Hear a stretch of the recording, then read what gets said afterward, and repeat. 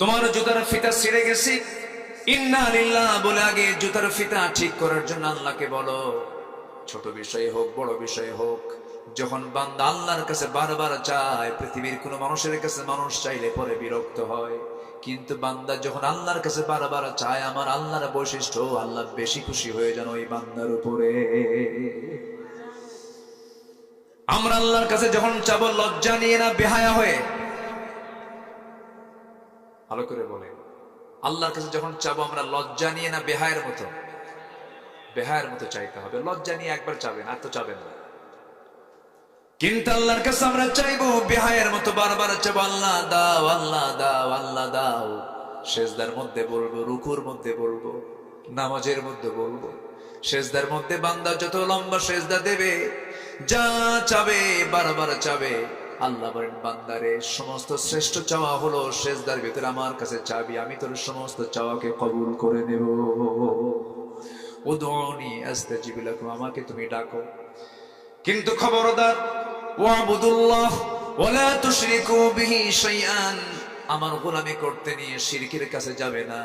শিরকের গুনাহ এমন একটা গুনাহ, যে গুনাহ আল্লাহ রাব্বুল আলামিন কখনো মাফ করবেন না। ওমাই ইউশরিক বিল্লাহ ফাকাদ হারামাল্লাহু আলাইহিল জান্নাহ, যে বান্দা শিরক করবে সেই বান্দার জন্য জান্নাতটা বাজেয়াপ্ত হারাম হয়ে যাবে। শিরকের ধারে বসা যাওয়া যাবে না। এই এলাকায় এগুলো প্রচলন আছে কিনা জানি না। সকালবেলা বাকি দেওয়া যাবে না, শনিবারে বাঁশ কাটা যাবে না, মঙ্গলবারে বিয়ে হওয়া যাবে না, বৃষ্টির দিনে বিয়ে হলে পরে সারা জীবন তার চোখের পানি ফুরাবে না। এগুলো আছে নাকি? আছে, হ্যাঁ, কিছু কিছু আছে। এগুলো হচ্ছে দাদির কথা। কার কথা? দাদি, হাদিস না, এগুলো কার কথা? দাদির কথা। আপনার কপালে টিপ লাগাইছে কিনা ছোট্টবেলায় জানি না, আমার মনে আছে। আমারটা তো মনে নাই, আমার ইমিডিয়েট যারা বোন আছে, ভাই আছে, আমি এদেরকে দেখেছি। আমার মা পর্যন্ত এই ভুলগুলো করেছেন। হয়তো দাদি বলে দিছে বদনজর থেকে বাঁচানোর জন্য কপালের কোনায় টিপ লাগায় দাও। কি আছে না নাই? আছে না নাই? এখনো লাগায় না? এখনো লাগায় দেয়। যদি আপনি বলেন টিপটা লাগাইছো কেন, বলে ফেলে বদনজর থেকে বাঁচার জন্য। কোন হাদিস এটা? সম্পূর্ণ শিরকের কাজ এটা। এই জাতীয় বিশ্বাস কখনো লালন করা যাবে না। দেখেছেন কিনা আপনারা, বড় বড় ট্রাক আছে, ট্রাকের পিছনে কিছু কিছু ট্রাকের পিছনে ছেঁড়া জুতা ঝুলানো থাকে, দেখছেন নাকি আপনারা? কি জুতা? ছেঁড়া জুতা। ছেঁড়া জুতা লাগানো থাকে। এই ছেঁড়া জুতা লাগানো হয়, ওরা ভাবে এই ছেঁড়া জুতা বদনজর থেকে বাঁচানোর জন্য। এই বিশ্বাস যার মধ্যে চলে আসবে, তার মধ্যে শিরিক আছে না নাই? বদনজর থেকে বাঁচার জন্য চাইবো আমরা কার কাছে? আল্লাহর কাছে। এইরকম চিন্তাগত, কর্মগত, সামাজিক কিছু কুসংস্কারের মধ্যে শিরকের কাজ আছে। আল্লাহ ছাড়া কারো কাছে চাওয়া শিরকের কাজ। আবার ব্যক্তি হতাশ যখন হয়ে যায়, আমি কি করে খাবো, কি করব, আমি এটাও শিরক। এটা কি? শিরক। হতাশ হয়ে যাওয়া। ইমানদার কখনো হতাশ হবে না। রিজিকের বিষয়ে বান্দা কখনো হতাশ হবে না, কখনো টেনশন করবে না। কারণ আল্লাহ রাব্বুল আলামিন একমাত্র মানুষ যারা পৃথিবীর কোনো প্রাণীর জন্য খাদ্য গুদামের ব্যবস্থা করেন নাই। পৃথিবীর কোনো প্রাণী না খেয়ে মারা যায় না, কিন্তু একমাত্র মানুষ না খেয়ে মারা যায়। আল্লাহর দোষে না বান্দার দোষে? না খেয়ে মারা যাচ্ছে, এখনো আধুনিক দুনিয়াতে মারা যাচ্ছে। সিরিয়ায় মারা যাচ্ছে, ফিলিস্তিনে মারা যাচ্ছে। ফিলিস্তিনের ছোট্ট ছোট্ট বাচ্চাগুলো কঙ্কাল সার হয়ে গেছে। তাদের চেহারাগুলো কি ফুটফুটে ফুটন্ত গোলাপের মতো চেহারা। খাবার নাই, হাড় চামড়া এক জায়গায় হয়ে গেছে। আকাশের দিকে তাকায় বলে, মালিক আল্লাহ, আমার মা নাই, বাবা নাই, ঘর নাই, বাড়ি নাই। শুনেছি তোমার দুনিয়ায় নাকি প্রায় 200 কোটি মুসলমান, কেউ তো আমাদের জন্য একটু খাবারও পাঠালো না। আল্লাহ, তোমার আদালতে বিচার দিলাম, এই সমস্ত মুসলমানদের বিচার তুমি আল্লাহ করবা। কি জবাব দিবে? ওমা লাকুম লা তুকাতিলুনা ফি সাবিলিল্লাহ ওয়াল মুস্তাদআফিনা মিনার রিজাল। এই আয়াতটা কিছুক্ষণ পরে আসবে। আমার 12টা পয়েন্ট নিয়ে আমি কথা বলবো আজকে। মাত্র চলতেছে কয় নাম্বার? তাহলে বলেন এই মাহফিলটা হওয়া দরকার কয়দিন? সম্মানিত ভাইয়েরা, আমি খুবই আনন্দিত এই প্রত্যন্ত অঞ্চলে আপনারা এত রাত পর্যন্ত বসে আছেন, পিনপতন নীরব হয়ে কেউ উঠছেন না। বলি আলহামদুলিল্লাহ। ইসলামী রাষ্ট্র এবং সমাজ গঠনে আমার নবীজির পথ এবং পদ্ধতি, প্রথম হলো সমাজ থেকে শিরক দূর করে তাওহীদকে প্রতিষ্ঠা করা। জোরে বলি আল্লাহু আকবার। রাসূল কি তা করেন নাই? করেছেন। এর জন্য মার খেয়েছেন, মক্কা ছেড়েছেন। ক্ষমতা ছিল না বলে কাবার ভিতর থেকে রাখা 360টা মূর্তি তিনি সরাতে পারেন না, কিন্তু সরাইছিলেন মক্কা বিজয়ের আগে না মক্কা বিজয়ের পর? ইন্না ফাতাহনা লাকা ফাতহাম মুবিনা। সেই দিন তিনি সব মূর্তিগুলো সরিয়ে জা আল হক ওয়া যাহাকাল বাতিল ইন্নাল বাতিলা কানা যাহুকা। সাইয়েদনা বেলাল কেঁদে কেঁদে ঢুকতেছিলেন ভিতরের দিকে। আমার নবীজি মক্কার মাটিতে একদিন থাকাকালীন একজন ব্যক্তির কাছে কাবার চাবি ছিল, ওসমান বিন তালহা। তাকে ডাক দিয়ে বলেন, ওসমান, আমার বড় শখ, আমি একটু ভিতরে যাব, আমি আল্লাহকে তৃপ্তি ভরে একটু সেজদা দেব। ওসমান বিন তালহা তখন মুশরিক, রাসূলকে একটা ধাক্কা মারছে। আমার নবীজি মুখ থুবড়ে পড়ে গেছে। আমার নবীজি মুখ থুবড়ে পড়ে গিয়ে বললেন, ওসমান বিন তালহা, আজকে তোমাদের ক্ষমতার দাপটে আজকে আমাকে ধাক্কা মেরে ফেলে দিলা। তুমি কি জানো ওসমান, যে কাবার চাবি আজকে তোমার হাতে, ওই কাবার চাবি আল্লাহ তাআলা একদিন আমার হাতে তুলে দিবে। ওসমান বিন তালহা থরথর করে কাঁপে। আমার নবীজিকে আস্তে করে কানের মধ্যে মুখ ঢোকায় বলে, ভাই মুহাম্মদ, শোনো, তোমার মুখ থেকে যদি যেহেতু এই কথা বের হয়েছে একদিন তোমার হাতে এই কাবার চাবি চলে আসবে, আমি তোমাকে কাবার চাবি দিতে পারি, কিন্তু আবু জেহেলের কানে যেন এই তথ্য নিউজটা না যায়। ঠিক আছে, যাবে না। আমার নবীজি চট করে তার কাছ থেকে কাবার চাবিটা নিয়ে নিলেন। কাবার চাবি নিয়ে কাবার দরজার তালাতে খুললেন, ভিতরে ঢুকে পড়লেন। ভিতরে ঢুকেই তার মেজাজটা খারাপ হলো। দেখতে পেলেন একটা দুইটা নয় 360টা মূর্তি সাজানো আছে। আমার নবীজি এই দৃশ্যগুলো দেখে আমার নবীজির দেহে যে রক্ত আছে, সেই রক্তের মধ্যে ইব্রাহিমের রক্ত আছে না নাই? ইসমাইলের রক্ত আছে না নাই? রেগে গেলেন, খেপে গেলেন। মনে মনে ভাবলেন সমস্ত মূর্তিগুলোকে ভেঙে চুরমার করে সব আল্লাহর ঘর থেকে বের করে দেব, কিন্তু পারলেন না। না পারার কারণ হলো সব ছিল, কিন্তু আমার নবীর কাছে রাষ্ট্র ক্ষমতা ছিল না। রাষ্ট্র ক্ষমতা ছাড়া কি এগুলো সরানো সম্ভব নাকি? সম্ভব না। আমার নবীজি পারলেন না। আমার নবীজি 13টা বছর ওই কাবার ভিতরে মূর্তি রেখেই তিনি সেজদা দিয়েছেন। বাধ্য হয়েছেন তিনি, কিন্তু তিনি দোয়া করেছেন, রব্বি আদখিলনি মুদখালা সিদকিন ওয়া আখরিজনি মুখরাজা সিদকিন ওয়াজআল লি মিন লাদুনকা সুলতানান নাসীরা। জোরে বলুন আল্লাহু আকবার। আল্লাহ, তুমি আমাকে রাষ্ট্রীয় ক্ষমতা দিয়ে দাও। আমার নবীজি মক্কায় টিকতে পারলেন না, মদিনার দিকে চলে এলেন। মক্কার কুরাইশরা থেমে থাকলো না, বদর যুদ্ধে উস্কানি দেওয়া শুরু করলো। বদর চলে এলো, হুদ চলে এলো, সাহাবীদের জীবন চলে গেল। আমার নবীজির সামনের দুটো দাঁত ভেঙে গেল। দিন কায়েমের সংগ্রাম করতে গিয়ে তায়েফে রক্ত ঝরালেন, মক্কার মাটিতে রক্ত ঝরালেন, মদিনায় চলে আসলেন, উহুদে গিয়ে দুটো দাঁত হারালেন। আমার নবী উহুদের দাঁত হারানোর পরের দিন থেকে মৃত্যুর দিন পর্যন্ত সুস্পষ্ট করে কথা বলতে পারতেন না, সামনের দুটো দাঁত তো নাই। আমার নবীজি যখন মারা যাবেন, আম্মা জান আয়েশাকে লক্ষ্য করে বলছেন, আয়েশা রে, আমি দুনিয়া থেকে বিদায় হতেছি, আমি তো কোমরটাকে সোজা করতে পারি না। ওরে আয়েশা, খন্দকে আমার কোমরটা চলে গেছে, উহুদে আমার দাঁতটা চলে গেছে। ওরে আয়েশা, আমি আজকে দুনিয়া থেকে বিদায় হতেছি, আমার উম্মতকে জানিয়ে দিবে, আমার উম্মতরা যেন কখনো 5 ওয়াক্ত নামাজ না ছেড়ে দেয়। জোরে কোন সুবহানাল্লাহ। নবীজি সবসময় স্মরণ করেছেন কাদের কথা? বলেন কাদের কথা? আমাদের কথা স্মরণ করেছেন। এই জন্য আমাদের উচিত সবার আগে স্মরণ করব কাকে? আসতে বলবেন না কাকে? নাম্বার 2 হচ্ছেন মুহাম্মদ সাল্লাল্লাহু আলাইহি ওয়াসাল্লামকে। আমার বন্ধুগণ, তাওহীদ প্রতিষ্ঠার আন্দোলন করতে গিয়ে সমাজ থেকে শিরিক দূর করার জন্য তিনি মক্কায় টিকতে পারলেন না, মদিনায় চলে গেলেন। 13 বছর মক্কায় কাটলো, মদিনায় 10 বছর কাটলো। মূল লক্ষ্য ছিল একটাই, সেটা হলো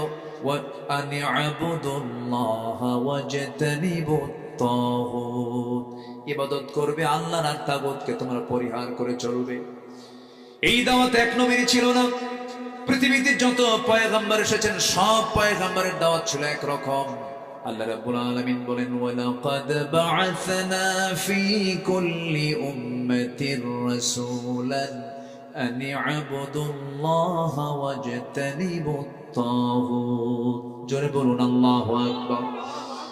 আমার বন্ধুগণ, এইজন্য শিরিক মুক্ত জীবন গড়তে হবে, শিরিক মুক্ত সমাজ গড়তে হবে, শিরিক মুক্ত রাষ্ট্র গড়তে হবে। আমাকে আপনাকে চেষ্টা চালিয়ে যেতে হবে। আমার বন্ধুগণ, একজন মানুষের আইন মানবে না, আল্লাহর আইন মানবে। আমার দেশে যে বসবাস করছি, আমরা যে দেশে বসবাস করি, সেই দেশে আইন চলছে বান্দার না আল্লাহ। বান্দার জন্য একজনই আদর্শ। কে করে দিয়েছেন? আল্লাহ করে দিয়েছেন। আল্লাহ রাব্বুল আলামিন বলেন, لقد كان لكم في رسول الله أسوة حسنة لمن كان يرجو الله واليوم الآخر وذكر الله كثيرا। তোমাদের জন্য উত্তম আদর্শের বাস্তব নমুনা কেউ নয়।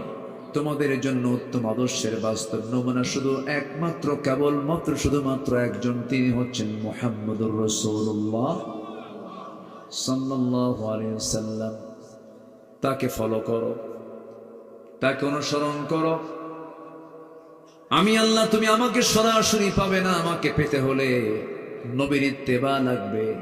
যারা পারেন ঠোঁট মিলিয়ে কমন আয়াত, ঘরের আয়াত, পকেটের আয়াত আমার সঙ্গে ঠোঁট মিলিয়ে বলুন, ইন কুনতুম তুহিব্বুনাল্লাহা ফাত্তাবিউনি ইউহিব্বুকুমুল্লাহ ওয়া ইয়াগফির লাকুম যুনুবাকুম ওয়াল্লাহু গফুরুর রহিম। জোরে বলুন আল্লাহু আকবার।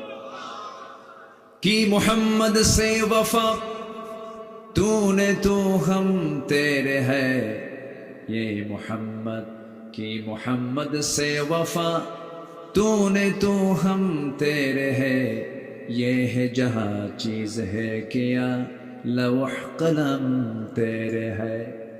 मोहम्मद के যদি ভালোবাসো, ভালোবাসা পাবে আমার, লৌহ কলম লোহিবে তোমরা। মাটির পৃথিবী সে কোন ছাড়, দুনিয়াও পাবে, আখিরাত পাবে, সব কিছু পেয়ে যাবে। কিন্তু শর্ত হতেছে, জীবনের চাইতে সবচেয়ে বেশি প্রিয় মনে করতে হবে আমার রাসূলকে।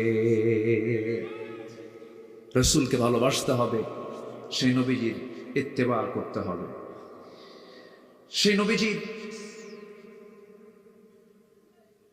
জীবনী থেকে একটি বিষয় আমাকে দেওয়া হয়েছে, সেটা হলো ইসলামী রাষ্ট্র এবং সমাজ গঠনে, ইসলামী সমাজ ও রাষ্ট্র গঠনে, আগে তো সমাজ, ইসলামী সমাজ ও রাষ্ট্র গঠনে রাসূলুল্লাহ সাল্লাল্লাহু আলাইহি ওয়াসাল্লাম এর পথ এবং পদ্ধতি এবং দাওয়াতি কাজে যুবকদের কেমন ভূমিকা, এই বিষয়ে আমাকে কিছু কথা বলতে বলা হয়েছে।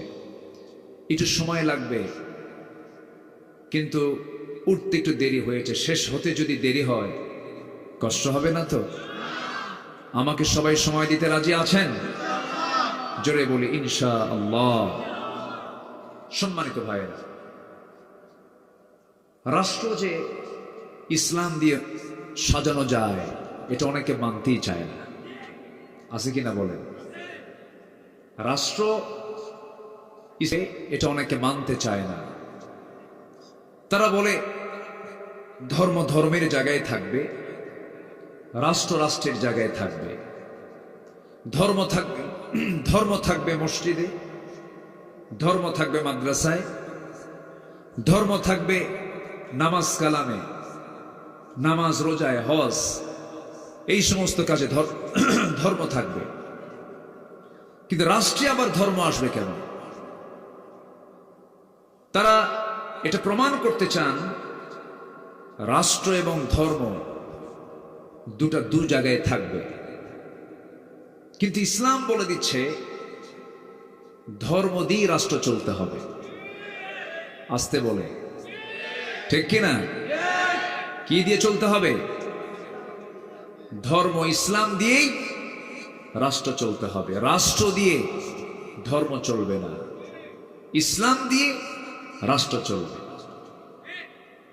এই কথা বলতে গেলেই তখন আমরা হয়ে যাই ধর্মের নামে রাজনীতি করি।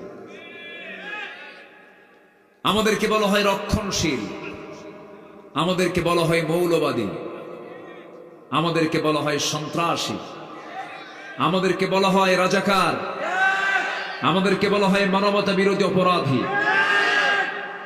বহু গালি আমরা শুনেছি 16 বছর, বহু গালি শুনেছি।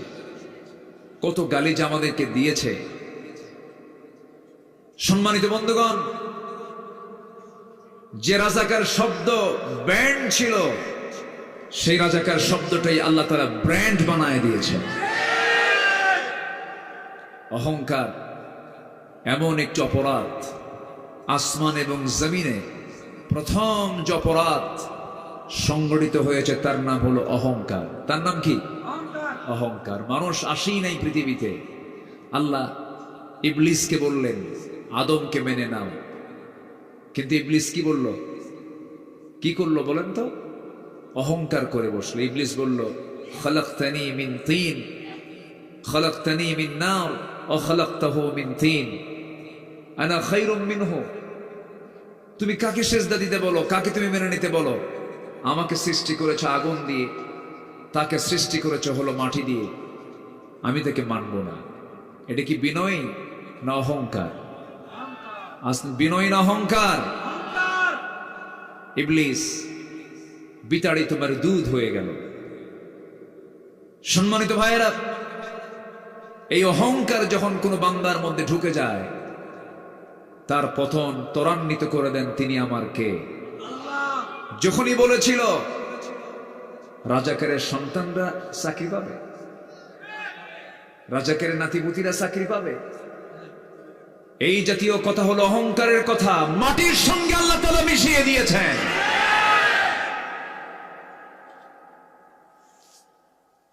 অনেকে বলতো না মরা পর্যন্ত উপায় নাই, বলতো না? 2021, 2041, ভিশন 21, আবার বলল 2041, কিন্তু 24 শেষ, 24 শেষ। আমি ভেবেছিলাম যুবকরা মনে হয় ডিভাইসে আসক্ত হয়ে পড়েছে, মাদকাসক্ত হয়ে পড়েছে, গেমস আসক্ত হয়ে পড়েছে, নোংরামিতে জড়িয়ে গেছে, মনে হয় যুব সমাজ শেষই হয়ে গেছে। কিন্তু জাতে মাতাল তালে ঠিক, ঠিক কিনা? কি দেখায় দিল, কি আন্দোলন করলো, এই সাহস যুবকদের ভিতরে তৈরি করে দিয়েছেন তিনি আমার কে। সবগুলো ঝাঁপিয়ে পড়ল 5 অগাস্টের দুপুরের পর। মাত্র টাইম হলো 45 মিনিটস, 45 মিনিট সময়। কি দাপট, কি পাওয়ার, কি ক্ষমতা, সব কিছুকে মাটির সঙ্গে মিশিয়ে দিয়েছেন তিনি আমার কে। মূলত এই বিজয়টা কে দিয়েছেন বলেন তো? যুবকদের মনে সাহস দিয়েছেন কে? যদি পালাতো, যুবকরা যদি পিছপা হতো, আজকে মাহফিল হতো। আল্লাহ রাব্বুল আলামিন বলেন ইল্লা তানফিরু يعذبكم عذابا أليما ويستبدل قوما غيركم ولا تضروه شيئا তোমরা যদি পালাতে আমি তোমাদের বিকল্প এমন একটা জাতি চাপিয়ে দিতাম যাদের তোমরা কিছুই করতে পারতে না। আজকে সাহসযোগী আমার সন্তান আপনার সন্তানরা ঝাঁপিয়ে পড়েছিল, সেই যুবকদের সাহায্য করেছেন তিনি আমার কে? আল্লাহ তাআলা। একটা পরিবেশ যখন পেয়েছি আমরা, 53 বছরে এই পরিবেশ আমরা পাইনি। 1971 সাল, আজকে 2024 সাল, এই 53 বছর আমরা এই অনুকূল পরিবেশ পাইনি। চট্টগ্রামের মাহফিলে 144 দ্বারা বহুবার জারি হয়েছে। বিগত সরকারের আমলে পৃথিবী বাংলাদেশের বিভিন্ন জায়গায়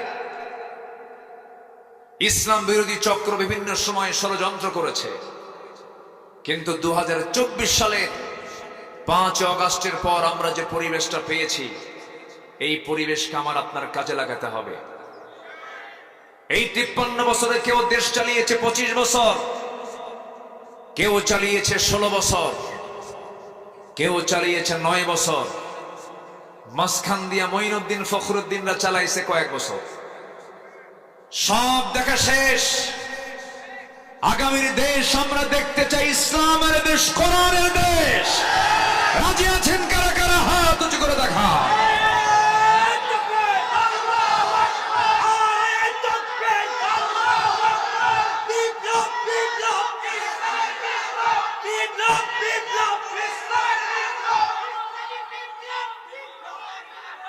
আল্লাহ কবুল করুন, জোরে বলি আমিন, আরো জোরে আমিন। সম্মানিত ভাইয়েরা, কম ষড়যন্ত্র করেনি, কম মিথ্যাচার করেনি। আল্লামা সাঈদীর মতো মানুষের নামে মামলা দিয়েছে ধর্ষণের। সাবেক শিক্ষা প্রতিমন্ত্রী এহসানুল হক মিলনের নামে মামলা দিয়েছিল ভ্যানিটি ব্যাগ চুরির মামলা। শেখুল হাদিস আল্লামা আজিজুল হক রাহিমাহুল্লাহ, তাকে 1996-2000 সাল, এই 5 বছর যখন এরা ক্ষমতায় ছিল, এই সমস্ত ব্যক্তিদেরকে গ্রেফতার করে জেলখানায় ওযুর পানি পর্যন্ত দেওয়া হয়নি, জায়নামাজ দেওয়া হয়নি, দাড়ি টেনে ছিঁড়া হয়েছে। তার সন্তান আল্লামা মামুনুল হককে জেলখানায় ঢুকিয়ে রেখে অমানবিক নির্যাতন নিপীড়ন করা হয়েছে। বিগত 16 বছর জেলখানায় সাধারণ মানুষ বেশি ছিল না আলেম ওলামা বেশি ছিল? আমি আব্দুল্লাহ আমিন, প্রথম আমার বিরুদ্ধে মামলা হয় 1999 সালে। ওই সময় জননিরাপত্তা আইন নামে একটা আইন পাশ করেছিল তারা। সেই মামলার আমি একজন আসামি ছিলাম। আমার মামলার উকিল ছিলেন মরহুম ব্যারিস্টার মওদুদ আহমদ। হাইকোর্ট থেকে সেই সময় মামলাটাকে স্থগিত করা হয়। আবার ওই গভর্নমেন্ট যখন আবার 2008 সালে আসলো, আসার পর আরো কিছু মামলা আমার নামে যোগ হলো। 2014 সালে কোন এক মাহফিল আমাকে লক্ষ্য করে গুলি পর্যন্ত করা হয়েছে, মঞ্চে আগুন ধরিয়ে দেওয়া হয়েছে, কোরআনে আগুন দেওয়া হয়েছে, অসংখ্য কোরআন প্রেমী ভাইদের প্রতি লাঠি চার্জ করা হয়েছে। মাহফিল ছিন্ন বিচ্ছিন্ন হয়ে গেল। মাহফিল তারা সব মাহফিলের সমস্ত কার্যক্রম বন্ধ করে দিয়া 3 দিন পরে শুনি তারা একটা মামলা করেছে। সেই মামলার আমি হলাম 1 নম্বর আসামি। 2018 সাল প্রহসনের নির্বাচনের আগ দিয়ে হঠাৎ করে আমার বাড়ি ঘেরাও দিয়ে সাদা পোশাকধারী লম্পট বদমাইশ কিছু আমাকে গ্রেফতার করে নিয়ে চলে গেল। থানায় গিয়ে বসলাম, মামলা কি জানি না। শেষ পর্যন্ত আমাকে গ্রেফতার দেখিয়ে, ওয়ারেন্ট দেখিয়ে জেলখানায় পাঠানো হলো। জেলখানায় ঢুকলাম, ঢুকে দেখি সামনে এক বুড়া চাচা সামনে দাঁড়ানো। আমার দেখি লম্বা একখান সালাম দিল, দিয়া বলে, হুজুর আপনি জেলখানায় ঢুকলেন, খুব খুশি হয়েছি। বললাম, ঢুকলাম জেলখানায়, খুশি করে হলেন আপনি, এটা কেমন কথা? হুজুর ওয়াজ শুনি অনেক দূর থেকে, মুসাফা করতে পারি না, সাক্ষাৎ করতে পারি না, এত সুন্দর এত কাছে আসবেন, এর চাইতে বড় আনন্দ আর কিছু আছে নাকি? উনি ওনার দিকটা দেখে খুব খুশি হয়েছে। বললাম, চাচা আপনি জেলখানায় কেন? কে বাবা, আমার বয়স 85 বছর, আমার নামে মামলা দিয়েছে হলো বিস্ফোরক মামলা। কি মামলা? বিস্ফোরক মামলা। আমি নাকি বোমা হামলা করছি। বলেন তো 85 বছরের মানুষের হাতের ফিটনেস কি আছে? থাকে? মারবে একদিকে, লাগবে আরেকদিকে, হাত তো কাঁপে। 85 বছরের বৃদ্ধ মানুষটাও মামলা থেকে অব্যাহতি পায়নি। মার কোল থেকে সন্তানকে ছিনিয়ে নিয়ে গুম করা হয়েছে, হত্যা করা হয়েছে, লাশকে টুকরো টুকরো করা হয়েছে, আয়নাঘর সাজানো হয়েছিল। Barrister Arman, brigadier general Abdullah Aman Azmi, এই দুজন ব্যক্তির সঙ্গে আমি সরাসরি কথা বলেছি। শুধু একটাই কথা বললেন কেঁদে কেঁদে, 8টি বছর আয়না ঘরে ছিলাম, আকাশের সূর্য দেখতে কেমন এটা আমাদের কিসমতে জোটে নাই। মীর কাসিম আলী রাহমাহুল্লাহর সুযোগ্য সন্তান আরমান ভাই বললেন, আমার বাবার শাহাদত 8 বছর আগে হয়েছে, আমি জানতাম না। আমি জানতাম যে আমার বাবা বেঁচেই আছেন, সেই দিন জানতে পেরেছি যেদিন আমি আয়না ঘর থেকে মুক্ত হয়েছি। কি চিত্র চিত্রায়িত হয়েছে এই 16 বছর। ফেরাউন বেঁচে ছিল 1600 বছর, আর এরা ছিল 16 বছর। সংখ্যার যে মিল হলো কেমনে বুঝলাম না। হ্যাঁ, কোয়ালিটি এক। হ্যাঁ, ওটা ছিল পুরুষ ফেরাউন, এটা হলো নারী ফেরাউন, মেল ফিমেল।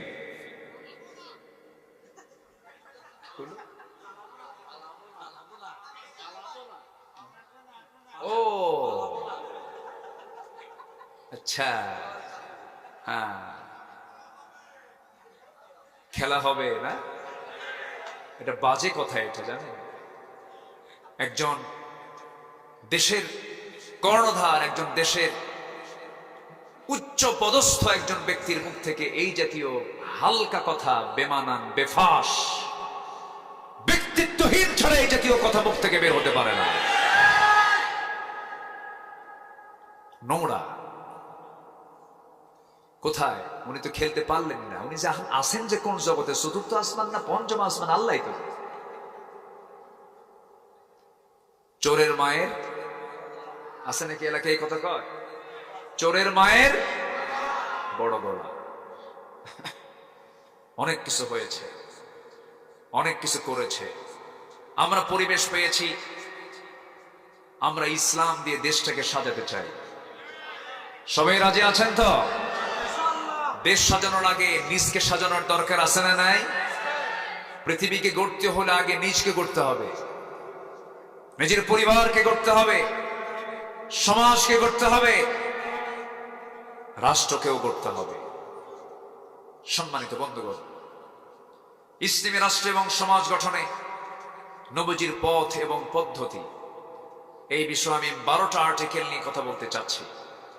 যেহেতু সাবজেক্ট নির্দিষ্ট বিষয়ের উপরে, আমারও ধৈর্য ধরে বলতে হবে, আপনাকেও ধৈর্য ধরে শুনতে হবে। জোরে বলি ইনশাআল্লাহ। কারো যাওয়া যাবে না, এটা ক্লাস। এটা কি বলেন তো? ক্লাস। কেউ নড়বো না, বসুন। যদি বসতে মন না চায় তাহলে ভাবতে হবে এখানে ওয়াসওয়াসা দেবার জন্য কে আসতেছে? শয়তান তো সাতকানিয়া চেনে না, আসতে কয়। শয়তান কি সাতকানিয়া চেনে? চেনে কি না? চেনে। হ্যাঁ, এই চট করে নাম বলে ফেলে, দরকার নাই তো, আকলমন্দ ইশারা বা আশা বুঝি তো। লোহাগাড়া মাহফিল, আমার গত 5 বছর আগের কথা বলছি। মাহফিল শুরু করছি আমি, দেখি যে পুলিশ চলে আসছে।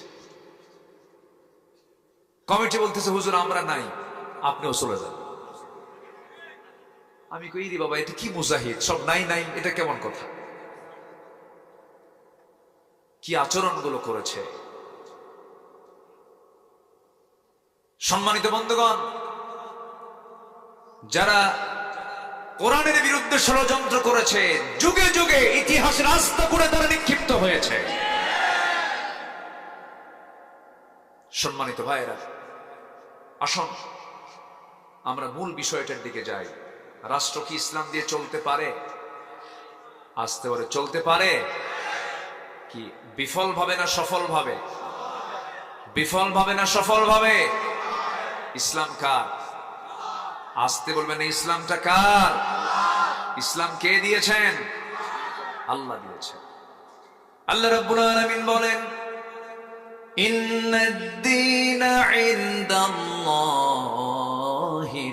ইসলাম। আমার আল্লাহর কাছে মনোনীত দিন, মনোনীত জীবন বিধান 2টা নয়, 3টা নয়, 4টা নয়, মাত্র একটা, তার নাম হলো ইসলাম। ইসলাম কার? আল্লাহ।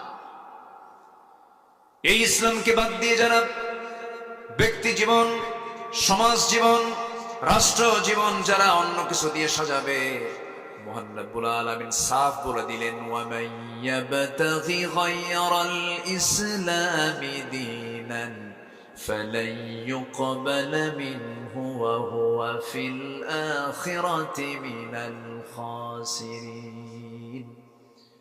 জীবন বিধান হিসাবে ইসলামকে বাদ দিয়ে যারা অন্য কোন তন্ত্র মন্ত্র ইসমকে যারা গ্রহণ করবে, আল্লাহ রাব্বুল আলামিন বলছেন আমি তার কোন আমল আমার দরবারে গ্রহণ করে নেব না।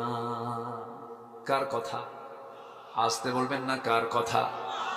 আল্লাহ রাব্বুল আলামিন আরেক জায়গায় বলছেন, আফা গায়রা দীনিল্লাহি ইয়াবগুন ওয়া লাহু আসলামা মান ফিস সামাওয়াতি ওয়াল আরদ তাওআন ওয়া কারহা। জোরে বলুন আল্লাহু আকবার। মানুষ কেমন করে বেহায়ার মতো, নির্লজ্জের মতো ইসলামটাকে বাদ দিয়ে অন্য কোন দলকে গ্রহণ করে, অথচ আসমান জমিনে যা কিছু আছে সব ইচ্ছাই হোক অনিচ্ছাই হোক আত্মসমর্পণ করছে কার কাছে? আসতে বলবেন না, কার কাছে? আল্লাহর কাছে তারা সারেন্ডার করছে। আমার বন্ধুগণ, এই জন্য আমরা ইসলাম দিয়ে সবকিছু সাজাতে চাই। আমার নবীজি সমাজ এবং রাষ্ট্র গঠনে যে পথ পদ্ধতি তিনি দেখিয়েছেন, তিনি একটা রাষ্ট্র গঠন করতে নিয়ে 1 নাম্বার তিনি খেয়াল করেছেন, সমাজ থেকে শিরিককে কেমন করে দূর করা যায়। কি দূর করা যায়? শিরিককে কেমন করে দূর করা যায়। আল্লাহ তাআলা বলছেন, ওয়া'বুদুল্লাহা ওয়া লা তুশরিকু বিহি শাইআন ওয়া বিল ওয়ালিদাইনি ইহসানা। জোরে বলুন আল্লাহু আকবার। সূরা নিসা আয়াত নাম্বার 36, আল্লাহ রাব্বুল আলামিন বলছেন, তোমরা আল্লাহর ইবাদত করো এবং আল্লাহর সঙ্গে শরীক স্থাপন করো না। কারণ একটা রাষ্ট্র গঠনে সবচেয়ে গুরুত্বপূর্ণ দিক হলো সমাজ থেকে সমস্ত শিরিক দূর করতে হবে। রাষ্ট্রের মধ্যে শিরিক রাখা যাবে না। আমার নবী যে যুগে এসেছিলেন সেই যুগে শিরিক ছিল কি ছিল না? আসতে কয়, শিরিক ছিল কি ছিল না? ছিল। এমনকি কাবার ভিতর পর্যন্ত 360টা মূর্তি তারা সাজিয়ে রেখেছিল, লাত মানাত উজ্জা সহ, হবল সহ। আল্লাহর ঘর কাবার মধ্যে তারা এগুলোকে সাজিয়ে রেখেছিল, ভাগ্যের প্রতীক মনে করত। ওই আরবের পত্তলিকরা, আরবের এই কুরাইশরা এই সমস্ত শিরকের কাজে তারা নিজেকে মত্ত রেখেছিল। আমার নবী যে যুগে জন্ম নিয়েছেন সেই যুগে এই অবস্থা ছিল। চারিত্রিক এত নিম্নমান ছিল যে নারীর কোনো মূল্যায়ন ছিল না, নারী জাতির কোনো দাম ছিল না। সুদ ছিল সমাজে অ্যাভেলেবেল, তারা পানির চাইতে মদ্যপানটা বেশি করত। সেই মদ, সেই সুদ এবং সেই জেনা আমার দেশে বুঝি নাই। আসতে বলে, আসতে বলে, আছে না নাই? আছে, সবই আছে। ওই যুগে যা ছিল আমার আপনার দেশে এই যুগে এসে তাই আমরা দেখতে পাচ্ছি। War, women and wine, 3W নিয়ে আইএমএ জাহেলিয়াতের যুগের লোকেরা ব্যস্ত ছিল। 3W, war, women and wine, যুদ্ধ, নারী এবং মদ। এই তিনটা ছিল তাদের নিত্য নৈমিত্তিক কাজের অংশ।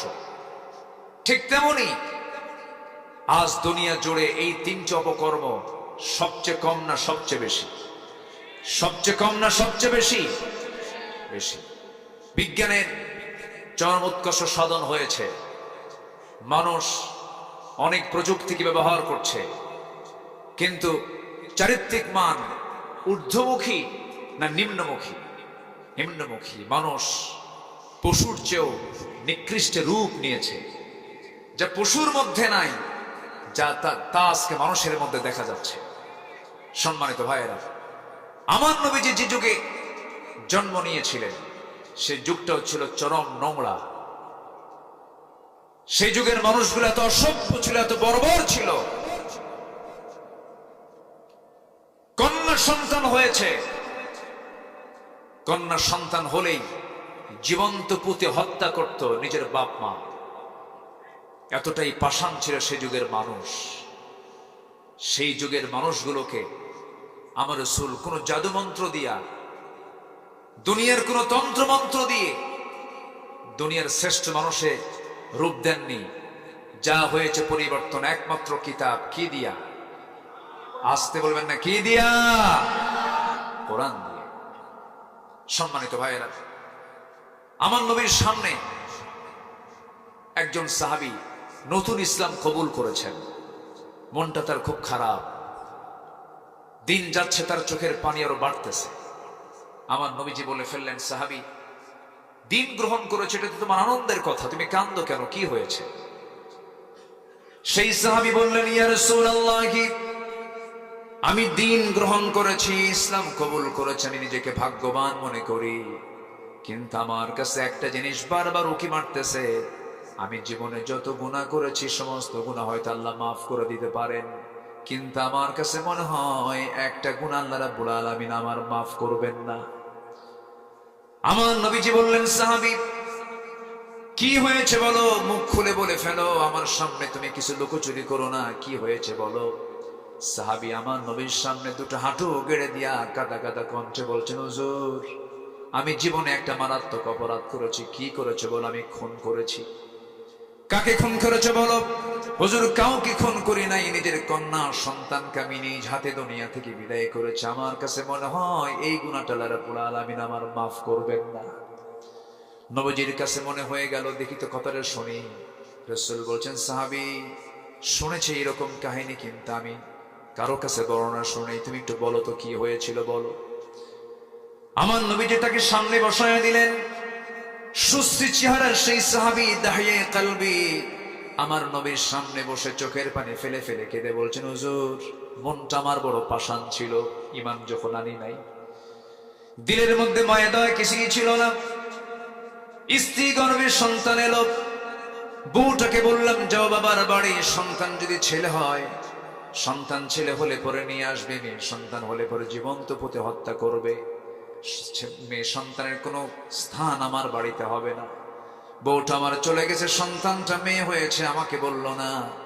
সন্তানটা আমার চোখের আড়ালে, আমার বউটা তার মায়া না ছাড়তে পেরে ধীরে ধীরে বড় করতে লাগলো। বড় হয়ে গেছে 6 বছর, কোনদিন আমার চোখের সামনে পড়ে নাই। একদিন হঠাৎ করে আমার চোখের সামনে বাচ্চাটা ধরা পড়ে গেছে। আমি চট করে তার হাতটা ধরে বসলাম।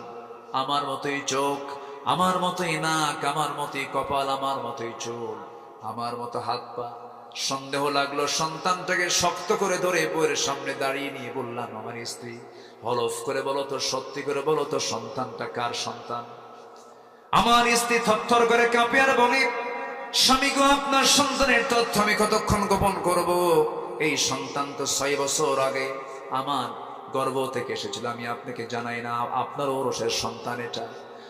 হুজুর, এই কথা বলার সঙ্গে সঙ্গে আমি অগ্নিশর্মা হয়ে গেলাম, প্রচন্ড ক্ষিপ্ত হলাম, কিন্তু প্রকাশ করলাম না, ভিতরে ভিতরে চরম জ্বলে উঠলাম, অভিনয় করা শুরু করলাম। তৎক্ষণাৎ মেয়েটাকে জড়িয়ে ধরে আদর করলাম, চুমু দিলাম আর বললাম, মা, তোমাকে কোনোদিন কাছে নেই না, আজকে কাছে নিয়েছে, তোমাকে নারীর বাড়িতে বেড়াতে নিয়ে যাব। অভিনয় শুরু করে দিলাম। মেয়েটা দারুণ খুশি হয়ে বলে, মা, আব্বার সঙ্গে আগে পরিচয় করে দাও নাই কেন? আমার বাবা তো অনেক ভালো মানুষ। আমার মেয়েটা আমার কাছে আশ্রয় নিল, পৃথিবীর শ্রেষ্ঠ নিরাপদ কোল আমাকে মনে করে আমার সঙ্গে রওনা দিল। নারীর বাড়ির কথা বলে আমি তাকে নিয়ে রওনা করলাম।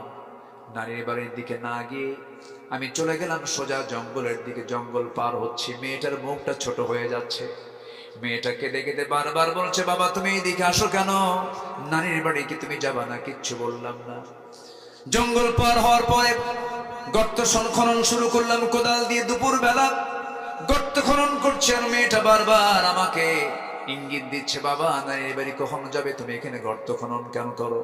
হুজুর, আমি যখন গর্ত খনন করছিলাম, ইয়া রাসূলুল্লাহ, বালুগুলো ছিটকে এসে আমার দাড়ির মধ্যে ঢুকে যায়, আর আমার মেয়েটা তার কচি কচি হাত দিয়ে, নখ দিয়ে খিলাল করে করে সেই মাটিগুলো সাফ করে দেয়। আমি আমার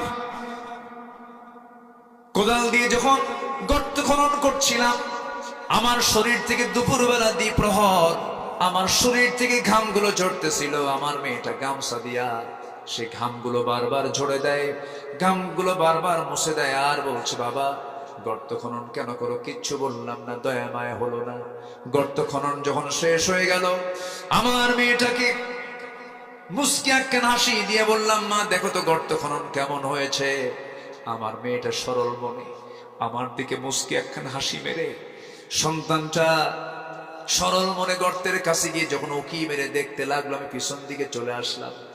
পিছন দিকে এসে পিছন দিক থেকে এত জোরে একটা ধাক্কা মারলাম, গর্তের মধ্যে উপর হয়ে পড়ে গেল।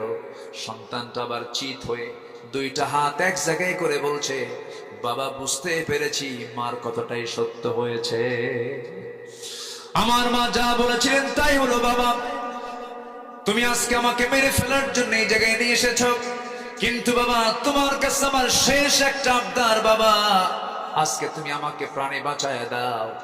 আমি তোমার কাছে ওয়াদা করছি, জীবনে এই চেহারা তোমার সামনে দেখাবো না, প্রয়োজনে ভিক্ষা করে খাবো, আমি তোমার কাছে কোনোদিন আসবো না। বাবা, বারবার বলার পরও দিলটা নরম হলো না। হুজুর, হাতের মধ্যে পাথর নিলাম।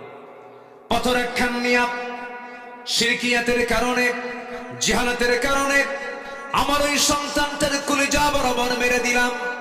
ফিঙ্কি দিয়ে রক্ত বের হয়ে গেল।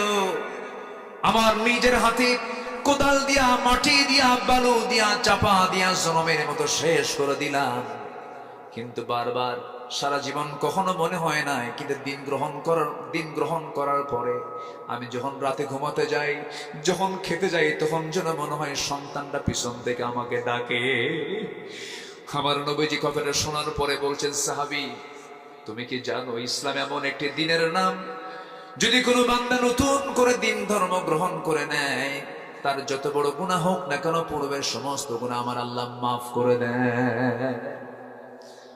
আমার ভাইরা, সে অসভ্য মানুষগুলোকে, সেই বর্বর মানুষগুলোকে, সেই জাহেলি মানুষগুলোকে আমার নবীজি এক সুতার কাঠিতে আবদ্ধ করেছেন, এক প্ল্যাটফর্মে নিয়ে এসেছেন।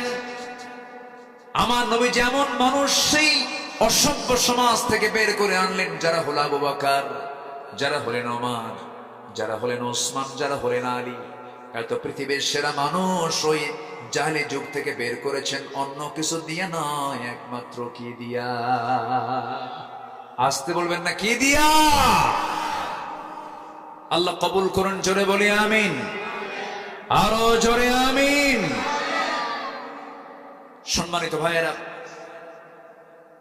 সমাজ এবং রাষ্ট্র গঠনে আমার নবীজির পথ এবং পদ্ধতির এক নম্বর দিক হলো সমাজ থেকে শিরক দূর করে তাওহীদকে প্রতিষ্ঠা করা। আমার নবীজি সকল প্রকার শিরক তিনি দূর করতে অক্ষম হয়েছিলেন না সক্ষম হয়েছিলেন, কিন্তু মক্কায় তিনি পারেন নাই। মক্কায় পেরেছিলেন? মক্কায় তিনি মার দিয়েছেন না মার খেয়েছেন? আমি কি আলোচনা শেষ করে দেব? পেজে একজন দুজন করে ওঠে।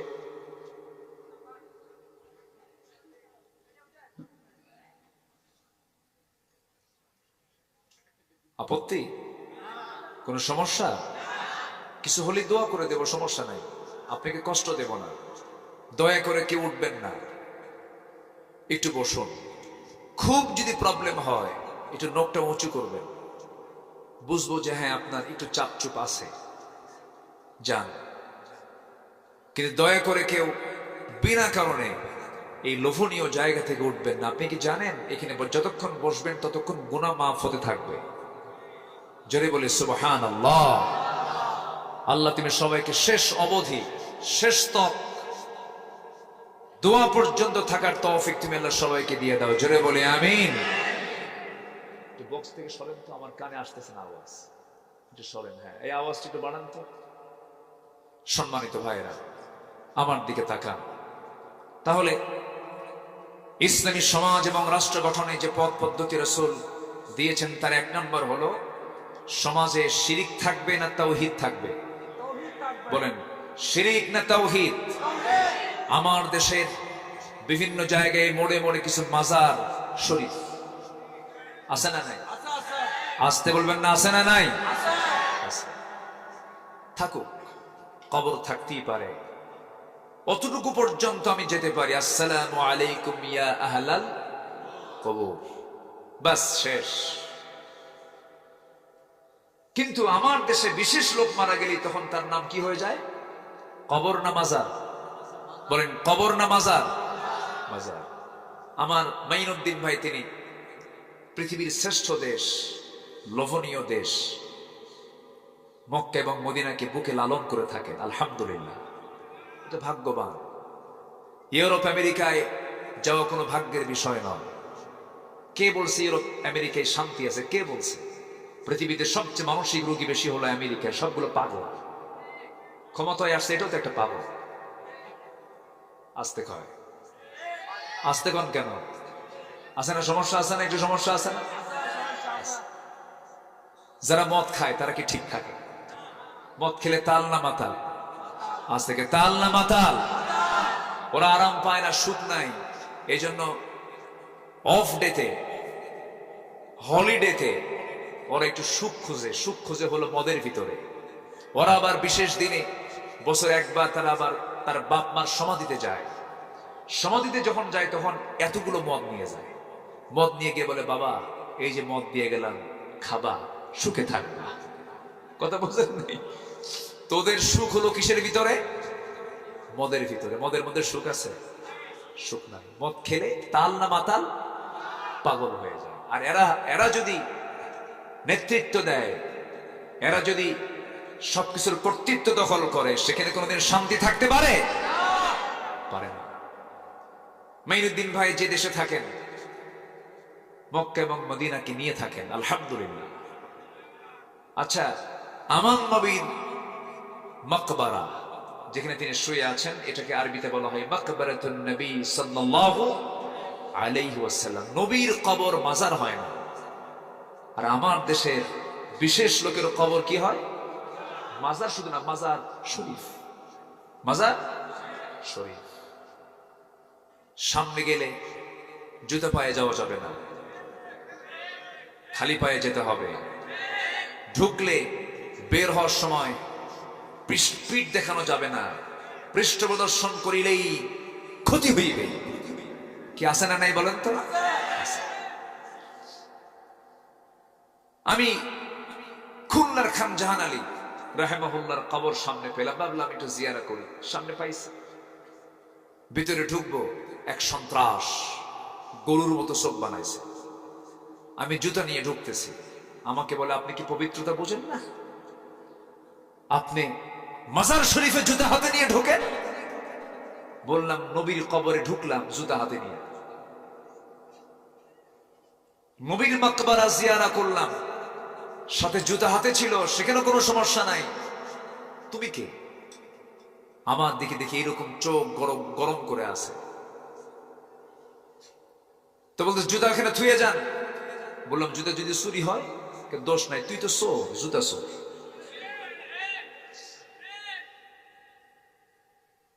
সম্মানিত বন্ধুগণ,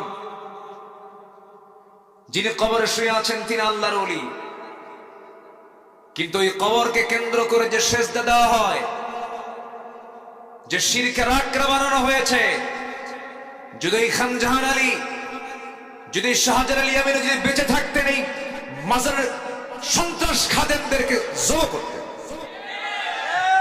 বদমাইশ এগুলো।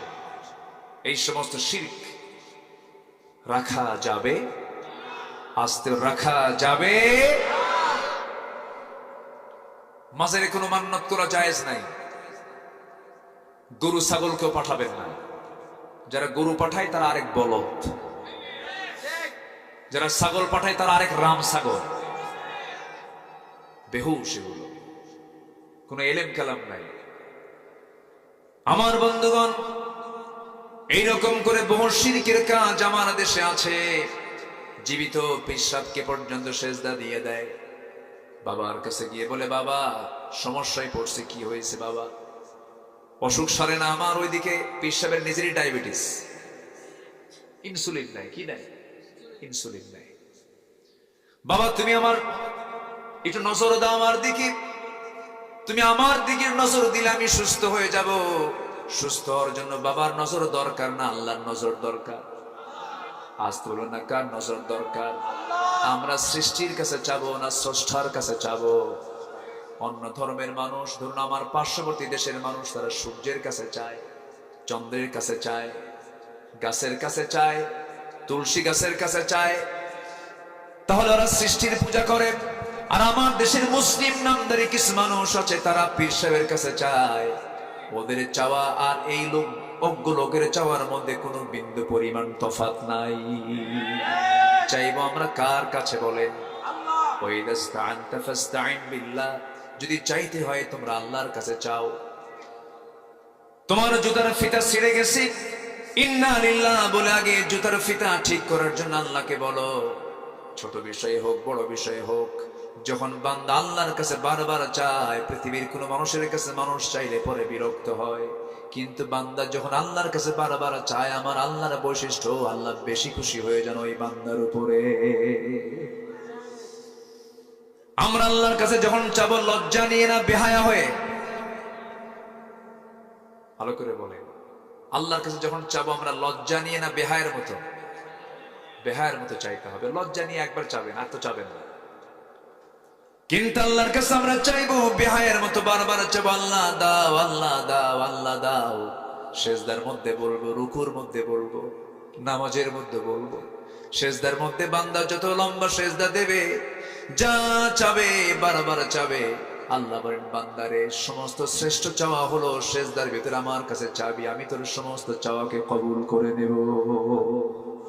উদউনি আস্তাজিব লাকুম, আমাকে তুমি ডাকো, কিন্তু খবরদার ওয়াবুদুল্লাহ ওয়ালা তুশরিকু বিহি শাইআন, আমার গোলামি করতে নিয়ে শিরকের কাছে যাবে না। শিরকের গুনাহ এমন একটা গুনাহ যে গুনাহ আল্লাহ রাব্বুল আলামিন কখনো maaf করবেন না। ওয়া ইউশরিক বিল্লাহ ফাকাদ হারামাল্লাহু আলাইহিল জান্নাহ, যে বান্দা শিরক করবে সেই বান্দার জন্য জান্নাতটা বাজেয়াপ্ত হারাম হয়ে যাবে। শিরকের ধারে বসা যাওয়া যাবে না। এই এলাকায় এগুলো প্রচলন আছে কিনা জানি না। সকালবেলা বাকি দেওয়া যাবে না, শনিবারে বাঁশ কাটা যাবে না, মঙ্গলবারে বিয়ে হওয়া যাবে না, বৃষ্টির দিনে বিয়ে হলে পরে সারা জীবন তার চোখের পানি ফুরাবে না। এগুলো আছে নাকি? আছে, হ্যাঁ, কিছু কিছু আছে। এগুলো হচ্ছে দাদির কথা। কার কথা? দাদি, হাদিস না, এগুলো কার কথা? দাদির কথা। আপনার কপালে টিপ লাগাইছে কিনা ছোট্টবেলায় জানি না, আমার মনে আছে। আমারটা তো মনে নাই। আমার ইমিডিয়েট যারা বোন আছে, ভাই আছে, আমি এদেরকে দেখেছি। আমার মা পর্যন্ত এই ভুলগুলো করেছেন।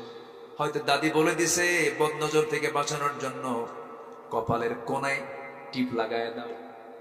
কি আছে না নাই? আছে না নাই? এখনো লাগায় না? এখনো লাগায় দেয়। যদি আপনি বলেন টিপটা লাগাইছো কেন, বলে ফেলে বদনজর থেকে বাঁচার জন্য। কোন হাদিস এটা? সম্পূর্ণ শিরকের কাজ এটা। এই জাতীয় বিশ্বাস কখনো লালন করা যাবে না। দেখেছেন কিনা আপনারা, বড় বড় ট্রাক আছে, ট্রাকের পিছনে কিছু কিছু ট্রাকের পিছনে ছেঁড়া জুতা ঝুলানো থাকে, দেখছেন নাকি আপনারা?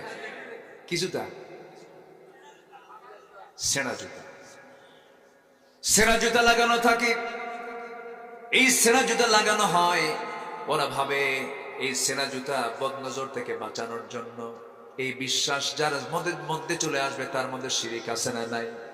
বদনজর থেকে বাঁচার জন্য চাইবো আমরা কার কাছে? আল্লাহর কাছে। এইরকম চিন্তাগত, কর্মগত, সামাজিক কিছু কুসংস্কারের মধ্যে শিরকের কাজ আছে। আল্লাহ ছাড়া কারো কাছে চাওয়া শিরকের কাজ।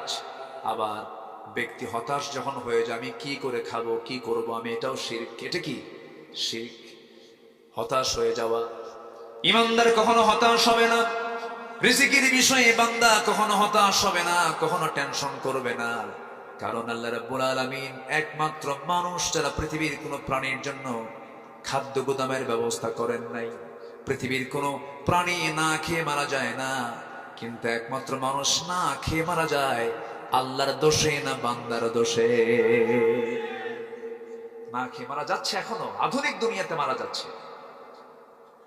সিরিয়ায় মারা যাচ্ছে, ফিলিস্তিনে মারা যাচ্ছে।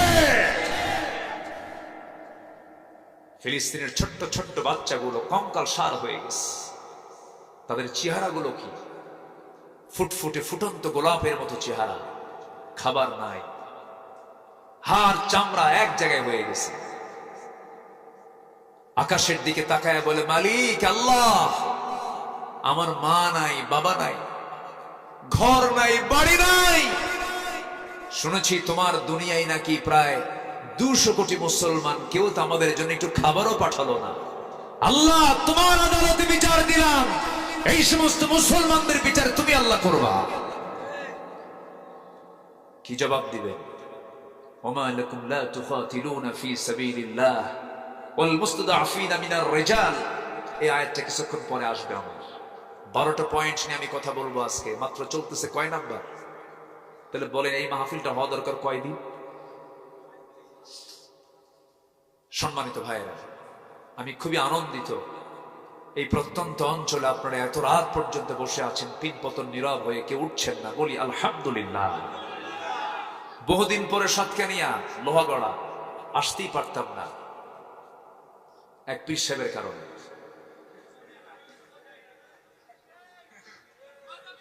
সম্মানিত ভাইয়েরা, সম্মানিত বন্ধুগণ, ধরে ধরে ধরে না, ধরলে আল্লাহ ছাড়ে না। এক বেয়াদব 2 বছর আগে আমাদের নামে তালিকা করেছিল 116 জন আলিমের নাম। জানেন না আপনারা? 116 জন আলিমের নামের তালিকা করেছিল। আরে কালা মানিকগণ কেন? খালি মানিকগণ? কালা তো আল্লাহ বানায় দিয়েছে। আমরাও তো কালা, ঠিক আছে? কালা তো আল্লাহ আল্লাহ বানায় দিয়েছে। কালো, ধলা, লম্বা, খাটো। আপনার বউটা যদি কালো হয়, আপনি কি কালা হবেন? সংসার হবে? সংসার হবে? হবে না। আপনার বউটা যদি কালো হয়, আপনি বলতে পারবেন না, তো বললে তো সংসার হবে না। আপনাকে বলতে হবে, তুমি আমার চোখে পূর্ণিমা রাতের চাঁদের চেয়েও চকচক।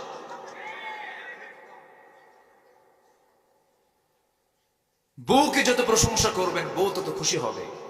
আল্লাহ তাআলা এই জন্য মেয়েদের বুদ্ধিটাকে পুরুষের অর্ধেক করেছেন। পুরুষের প্রশংসা পুরুষ করলে পরে মাইন্ড করে, তুই আমার প্রশংসা, লক্ষণ তোর খারাপ। কিন্তু যত বড় জ্ঞানী নারী হোক না কেন, যদি প্রশংসা করেন, দারুণ খুশি, যাক ভালো। মেয়েরা প্রশংসায় বেজার না খুশি হয়? খুশি হয়। তার মধ্যে যদি স্বামী যদি প্রশংসা করে, তাহলে তো কথাই নেই, প্রচন্ড খুশি হয়ে যায়। আল্লাহ তাআলা মেয়েদেরকে এমন তবিয়ত দিয়েই সৃষ্টি করেছেন। কিন্তু কিছু কিছু পুরুষ আছে আবার নিজের বইয়ের দিকে নজর দেয় না, খালি অন্যর বইয়ের দিকে নজর দেয়। আসতে কয় এই আছে না নাই? পরকীয়ার পরিমাণ পূর্বের সকল রেকর্ড এখন কি রেখেছে না ভেঙ্গেছে? ভেঙ্গেছে। পরকীয়ার পরিমাণটা বেড়েছে। এটার জন্য সবচেয়ে বড় নিয়ামত হলো মোবাইল। দেখছেন? ঠিক। এই প্রযুক্তির কারণে, ডিভাইসের কারণে বহু সংসার ভেঙে যাচ্ছে, পরকীয়ার পরিমাণ বেড়েছে। অন্য নারীর দিকে তাকালে নিজের বউ কখনো হাজারো সুন্দরী হোক ভালো লাগবে না। নিজের বউকে পৃথিবীর সেরা রাজরানী হিসেবে দেখতে চাইলে পৃথিবীর কোন নারীর দিকে তাকানো যাবে না। নতুন বিয়ে করছে, বউটা একটু কালো হয়েছে, কালো হওয়ার কারণে একটু মন খারাপ, 3 দিন কিছু বলে নাই, 4র্থ দিনের মাথায় কান্দে। এই তুমি কান্দো কেন? নতুন বউ পাইছো বাড়িতে, নতুন বিয়ে করছো, তুমি কান্দো কেন? হুজুর কান্দবো না কেন? সুমনের বউ দেখতে এত সুন্দর। দেখছেন নজর দিছে কোন দিকে? অন্যের বইয়ের দিকে নজর দেওয়া যাবে না। নজর দেওয়া হালাল না হারাম? আজ থেকে নজর দেওয়া হালাল না হারাম? হারাম। তাকানো যাবে না। তাহলে আপনার কালো বউটাও পৃথিবীর সেরা রানীর মতো দেখা যাবে। বলি আলহামদুলিল্লাহ। এই মানিক 116 জন আলেমের তালিকা করেছেন। অহংকার করে বলেছিল আমি সাইদির ফাঁসির রায় আমি নিজে দিয়েছি। 2 বছরও পার হয়নি, তালিকা ওদের করা শুরু হয়েছে এখন। ঠিক কিনা? পালাতে চেয়েছিল, সিলেট দিয়ে ত্রিপুরা হয়ে এসে চলে যাবে দিল্লি। মা বসে আছে ওই জায়গায়, দিল্লি চলে যাবে, কিন্তু হয়নি যাওয়া। সিলেটবাসীকে ধন্যবাদ, ভালো খেদমত করছে, তার খুব আপ্যায়ন করেছে, বিসি শুদ্ধ আউট করছে। সম্মানিত বন্ধুগণ, আল্লামা সাইদির বিরুদ্ধে ফাঁসির রায় দিয়েছিল, পারে নাই, যাবজ্জীবন দিয়েছিল। কিন্তু তারা ভেবেছিল এই সিংহ পুরুষকে পৃথিবীতে বেঁচে রাখাই বিপদ। এটাকে মনে করে একটা সুস্থ মানুষকে জেলখানা থেকে বের করে জোরপূর্বক, আমি তার 2টা ছেলের কাছ থেকে শুনেছি কথা, অথেন্টিক সোর্স নিয়ে কথা বলছি, জোরপূর্বক সেখান থেকে বের করে কারাগার থেকে নিয়ে হসপিটালে জোরপূর্বক ভর্তি করে, মেডিকেল টিম গঠন করে, পয়জনিং করে, বিষ প্রয়োগ করে হত্যা করা হয়েছে। তাফসীর মাহফিলের এই প্ল্যাটফর্ম থেকে জানাতে চাই, আল্লামা সাইদির যারা খুনি, অবিলম্বে তাদেরকে গ্রেফতার করে চূড়ান্তমূলক শাস্তি নিশ্চিত করা হোক। এমাদের পক্ষে রাজি আছেন কারা কারা? হাত উঁচু করে দেখা।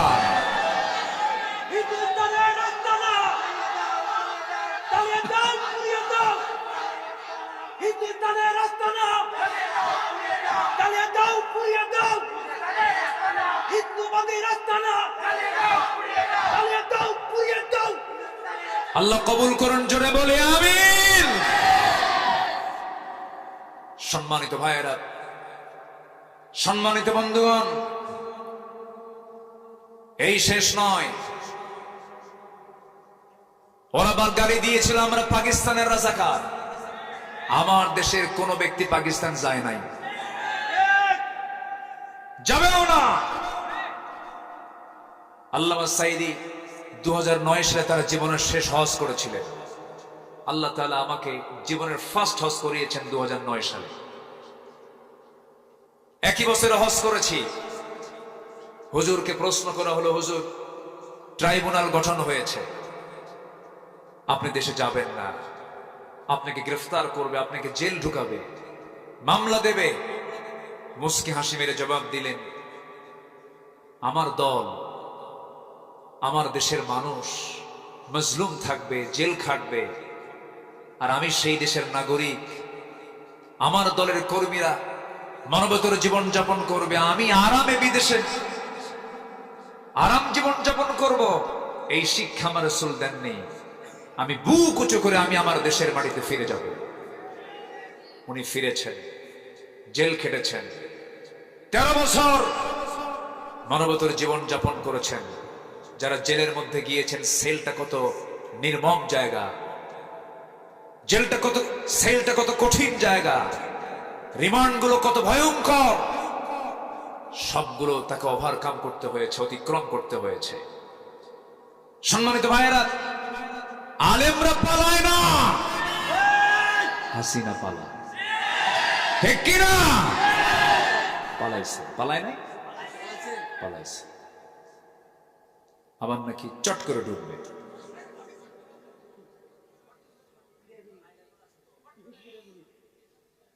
আসেন দোয়া করি নাকি? হ্যাঁ, মুরব্বী কি কয়? বলি আলহামদুলিল্লাহ। জি শুক্রিয়া, বলি আলহামদুলিল্লাহ। আচ্ছা, এই থানার নাম কি? ঠিক আছে, এর কানে কি 7টা? 7টা কোনা নাকি? 7টা কোনি না? হ্যাঁ জি, 7টা কোনিয়া মিলে 7 কানিয়া। হ্যাঁ, অবশ্যই এটার কিছু নুজুল শান্ত থাকার কথা, তাই না? আচ্ছা, আমি পরে শুনে নেবো ইনশাল্লাহ। এই ওঠেকে ধরেন তো, বসুন বসুন, মেহরবানি করে বসুন। জি বসুন, একটু মেহরবানি করে দিলটা নরম করে বসুন। আমি একদম ব্যাখ্যা ছাড়া আমি 12টা আর্টিকেল আমি আস্তে আস্তে করে শেষ করে দেব। জোরে বলি ইনশাআল্লাহ। আমাদের আগের ঐতিহ্য মাহফিলে ফিরে এসেছে, বলি আলহামদুলিল্লাহ। এর মাঝে কিছু উল্লুক ভাল্লুক ঢুকছিল, যেরকম ব্রাহ্মণবাড়িয়ার এক দুষ্ট মঞ্চে নাচে, গান গায়, চা খায়, কফি খায়, আল্লামা সাইদির বিরুদ্ধে কথা বলে, আল্লামা কামরুদ্দিন জাফরির মতো বর্ষিয়ান আলেমের বিরুদ্ধে কথা বলে। সম্মানিত ভাইয়েরা, তাফসীর মাহফিলের এই প্ল্যাটফর্ম হচ্ছে পবিত্র জায়গা। এই জায়গাকে নাপাক করে দেওয়ার কোনো সুযোগ নাই আর, ঠিক কিনা? তারে নারে বান্দরে কলা খাই সিন্দুরে, এই জাতীয় কোনো আলোচনা যেন মঞ্চে না হয়, এই ব্যাপারে আমাদের সতর্ক থাকার দরকার আছে না নাই? ইসলামী রাষ্ট্র এবং সমাজ গঠনে আমার নবীজির পথ এবং পদ্ধতি, প্রথম হলো সমাজ থেকে শিরক দূর করে তাওহীদকে প্রতিষ্ঠা করা। জোরে বলি আল্লাহু আকবার। রাসূল কি তা করেন নাই? করেছেন। এর জন্য মার খেয়েছেন, মক্কা ছেড়েছেন। ক্ষমতা ছিল না বলে কাবার ভিতর থেকে রাখা 360টা মূর্তি তিনি সরাতে পারেন না, কিন্তু সরাইছিলেন মক্কা বিজয়ের আগে না মক্কা বিজয়ের পর? ইন্না ফাতাহনা লাকা ফাতহাম মুবিনা। সেই দিন তিনি সব মূর্তিগুলো সরিয়ে, জা আল হক ওয়া যাহাকাল বাতিল ইন্নাল বাতিলা কানা যাহুকা। সাইয়েদনা বেলাল কেঁদে কেঁদে ঢুকতেছিলেন ভিতরের দিকে। আমার নবীজি মক্কার মাটিতে একদিন থাকাকালীন একজন ব্যক্তির কাছে কাবার চাবি ছিল, ওসমান বিন তালহা। তাকে ডাক দিয়ে বলেন, ওসমান, আমার বড় শখ, আমি একটু ভিতরে যাব, আমি আল্লাহকে তৃপ্তি ভরে একটু সেজদা দেব। ওসমান বিন তালহা তখন মুশরিক, রাসূলকে একটা ধাক্কা মারছে। আমার নবীজি মুখ থুবড়ে পড়ে গেছে। আমার নবীজি মুখ থুবড়ে পড়ে গিয়ে বললেন, ওসমান বিন তালহা, আজকে তোমাদের ক্ষমতার দাপটে আজকে আমাকে ধাক্কা মেরে ফেলে দিলা। তুমি কি জানো ওসমান, যে কাবার চাবি আজকে তোমার হাতে, ওই কাবার চাবি আল্লাহ তাআলা একদিন আমার হাতে তুলে দিবে। ওসমান বিন তালহা থরথর করে কাঁপে। আমার নবীজিকে আস্তে করে কানের মধ্যে মুখ ঢোকায় বলে, ভাই মুহাম্মদ, শোনো, তোমার মুখ থেকে যদি যেহেতু এই কথা বের হয়েছে, একদিন তোমার হাতে এই কাবার চাবি চলে আসবে। আমি তোমাকে কাবার চাবি দিতে পারি, কিন্তু আবু জেহেলের কানে যেন এই তথ্য নিউজটা না যায়। ঠিক আছে, যাবে না? আমার নবীজি চট করে তার কাছ থেকে কাবার চাবিটা নিয়ে নিলেন। কাবার চাবি নিয়ে কাবার দরজার তালাতে খুললেন, ভিতরে ঢুকে পড়লেন। ভিতরে ঢুকেই তার মেজাজটা খারাপ হলো। দেখতে পেলেন একটা দুইটা নয়, 360টা মূর্তি সাজানো আছে। আমার নবীজি এই দৃশ্যগুলো দেখে আমার নবীজির দেহে যে রক্ত আছে, সেই রক্তের মধ্যে ইব্রাহিমের রক্ত আছে না নাই? ইসমাইলের রক্ত আছে না নাই? রেগে গেলেন, খেপে গেলেন, মনে মনে ভাবলেন সমস্ত মূর্তিগুলোকে ভেঙে চুরমার করে সব আল্লাহর ঘর থেকে বের করে দেব। কিন্তু পারলেন না, কারণ না পারার কারণ হলো সব ছিল, কিন্তু আমার নবীর কাছে রাষ্ট্র ক্ষমতা ছিল না। রাষ্ট্র ক্ষমতা ছাড়া কি এগুলো সরানো সম্ভব নাকি? সম্ভব না। আমার নবীজি পারলেন না। আমার নবীজি 13টা বছর ওই কাবার ভিতরে মূর্তি রেখেই তিনি সেজদা দিয়েছেন, বাধ্য হয়েছেন তিনি।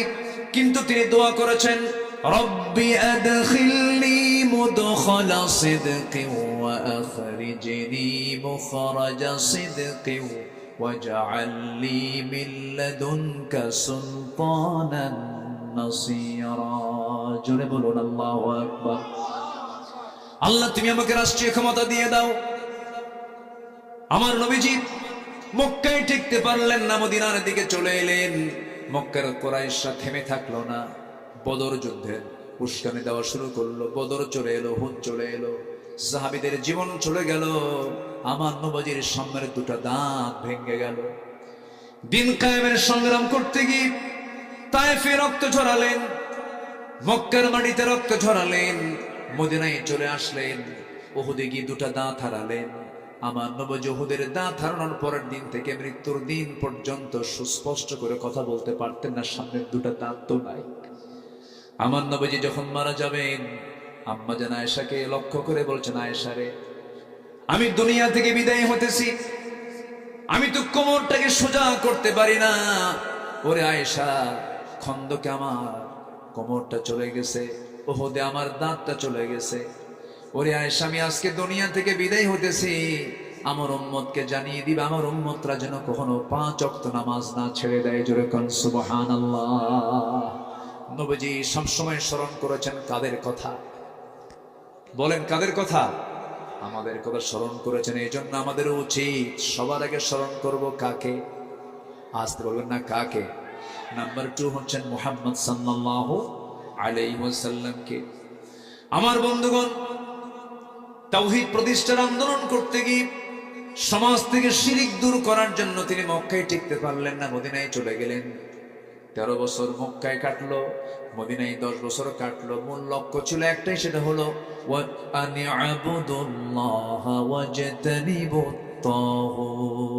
ইবাদত করবে আল্লাহর, আর তাগুতকে তোমরা পরিহার করে চলবে। এই দাওয়াত এক নবীর ছিল না।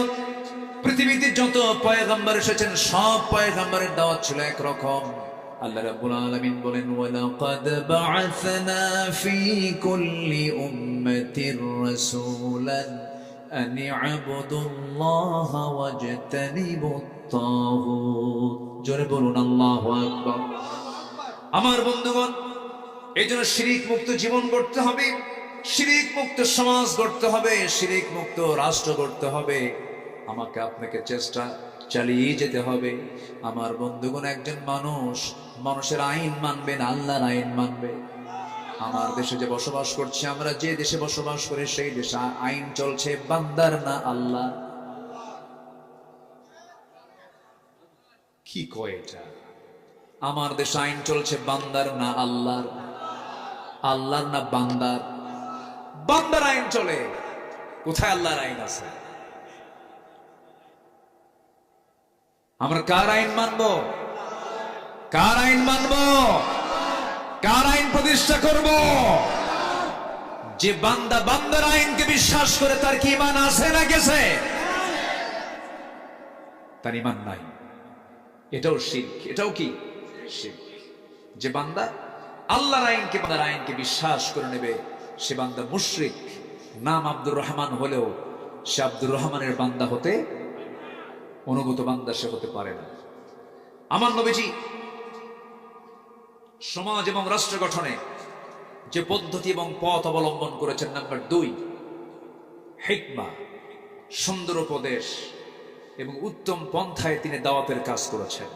অর্ডার ছিল কার? আল্লাহ। আল্লাহ রাব্বুল আলামিন বলেন, উদউ ইলা সাবিলি রাব্বিকা বিল হিকমাতি ওয়াল মাউইযাতিল হাসানাহ ওয়াজাদিলহুম বিল্লাতী হিয়া আহসান ইন্না রাব্বাকা হুয়া আ'লামু বিমান ضل عن سبيله وهو أعلم بالمهتدين জোরে বলুন আল্লাহু আকবার সূরাতুন নাহল 125 125 নম্বর আয়াত আল্লাহ রাব্বুল আলামিন রাসূলকে লক্ষ্য করে বলছেন হে রাসূল উদউ এক বচন আপনি দাওয়াত দেন রবের পথে প্রজ্ঞার সাথে উত্তম নসিহতের মধ্য দিয়ে তর্ক বিতর্কে জড়াবেন না উত্তম নসিহতের মধ্য দিয়ে আপনি কালিমার দাওয়াত দিতে যান আমার নবীদের সুন্দর আচরণ সুন্দর চেহারা দেখে কালিমা পড়ে অনেকেই মুসলমান হয়ে গেছে জোরে বলি সুবহানাল্লাহ দায়ী হবে কঠোর না নরম একজন দায়ী হবে কঠোর না নরম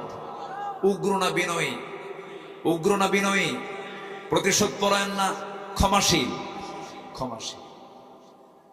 আমার বন্ধুগণ নম্বর 3 হলো অবিচলতা সাহসী এবং ধৈর্যশীল নেতৃত্ব প্রদান করতে হবে আল্লাহ রাব্বুল আলামিন বলেন ইয়া আইয়ুহাল্লাযীনা আমানুসবিরু ওয়াসাবিরু ওয়ারাবিতু ওয়াত্তাকুল্লাহা লাআল্লাকুম তুফলিহুন নম্বর 4 হলো মদিনায় ভ্রাতৃত্বের আলোকে একটি ঈমানী সমাজ প্রতিষ্ঠা তিনি করেছিলেন আল্লাহ রাব্বুল আলামিন তার ব্যাপারে বলছেন ইন্নামাল মুমিনুনা ইখওয়া ফাআসলিহু বাইনা আখওয়াইকুম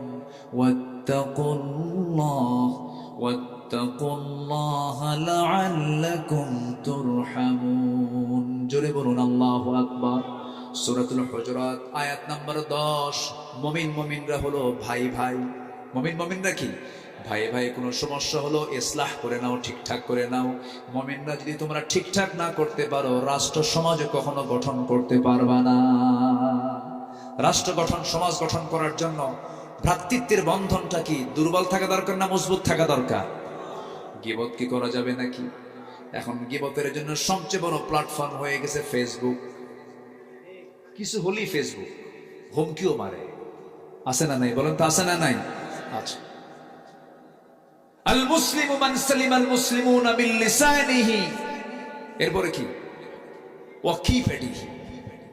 ওয়াকিফাডিহি মানে এখন তো আর হাত দিয়ে লেখা লাগে না এজন্য ওয়াইদিহির জায়গায় এটার যদি শরহ করেন ব্যাখ্যা করেন আল মুসলিমু মান সালিমাল মুসলিমুনা মিন লিসানিহি ওয়াকিফাডিহি ওয়াইদিহি প্রকৃত মুসলমান তো সেই যার হাত থেকে এবং কি জবান থেকে অন্য মুসলমান নিরাপদে থাকে আপনি গীবত করছেন আমি যদি প্রশ্ন করি কোন গুনাহ জিনার চেয়ে ভয়ঙ্কর বলেন তো কোন গুনাহ বলেন গীবত তাহলে জিনার শাস্তি হলো হত্যা জিনার শাস্তি হলো কতল রজম তাহলে যে জিনার শাস্তি আল্লাহ তাআলা কতল রজমের হুকুম দিয়েছেন এর চাইতে ভয়ঙ্কর হলো গীবত করা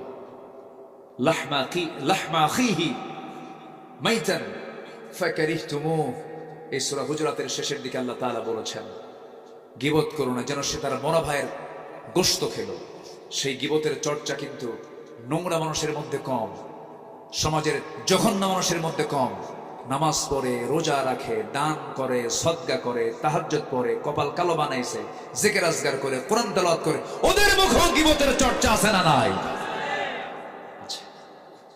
এত ভয়ঙ্কর আপনার সামনে যে গীবত করবে আপনি ভাববেন সে আপনার গীবত আরেক জায়গায় করবে করে বেড়াবে এটা মারাত্মক বিষয় এটা আজকে মারাত্মক রূপ ধারণ করেছে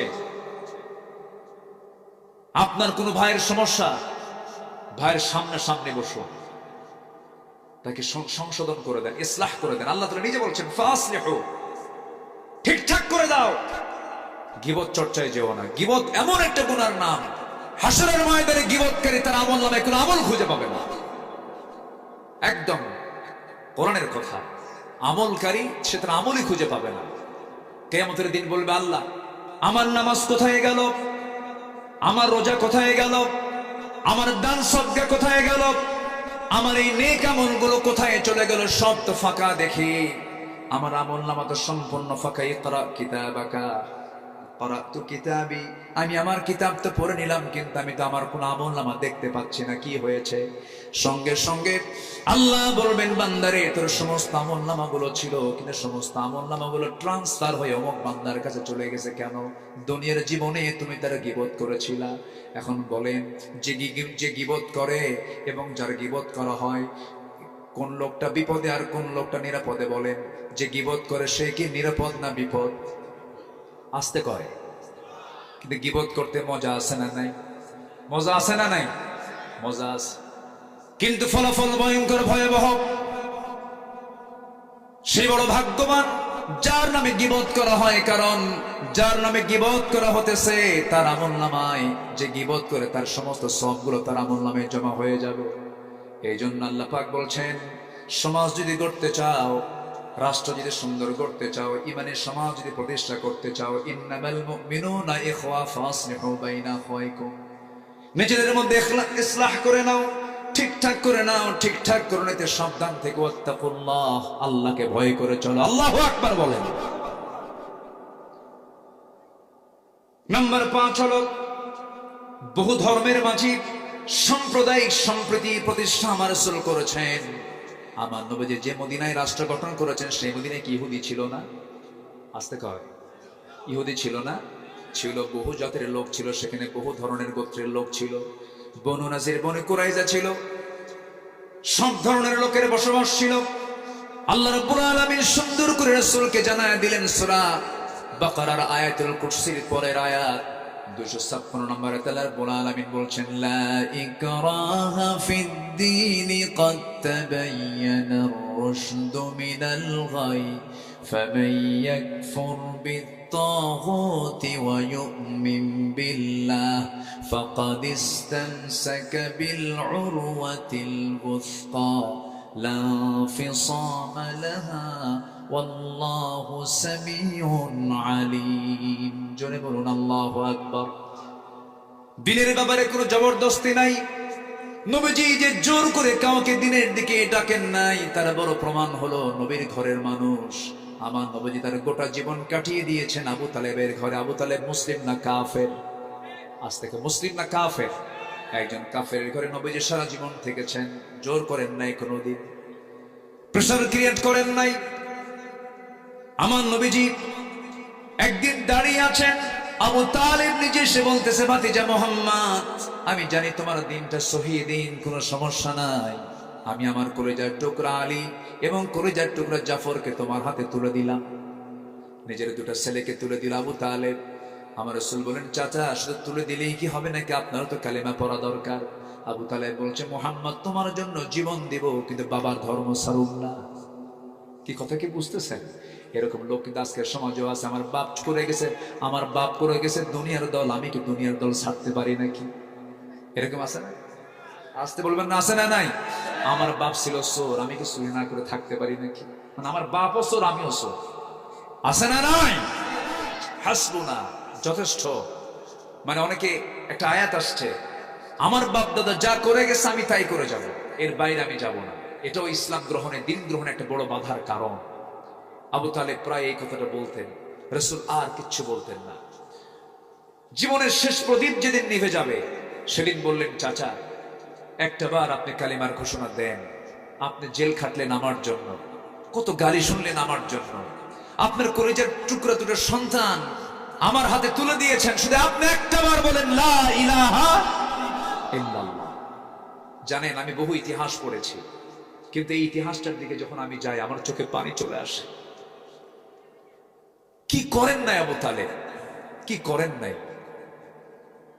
আমার নবীর জন্য আবু তালেব জীবন বাজি রেখে আমার নবীর পক্ষে তিনি কথা বলেছেন, আবু জেহেলের বিরুদ্ধে লড়াই করেছেন। কিন্তু জীবনের শেষ সন্ধ্যায় যখন রাসূল বললেন, চাচা সবই তো করলেন, একসঙ্গে একটু জান্নাতে থাকতে চাই, চাচা কালিমাটা পড়েন। আবু তালেব বলে, মুহাম্মদ আমি পারলাম না। কেন? আমার কপালে হেদায়েত নাই, আমি আমার বাপ দাদা ছাড়তে পারবো না। আমার নবীজি কেঁদে কেঁদে দাড়িটা ভিজে গেছে তার। বর্ণনায় এসেছে মাথা থেকে পা পর্যন্ত রাসূল তার হাতের বরকতি ছোঁয়া লাগায় দিয়ে বলেছেন, চাচা একটা বারের জন্য আপনি কালিমা পড়েন।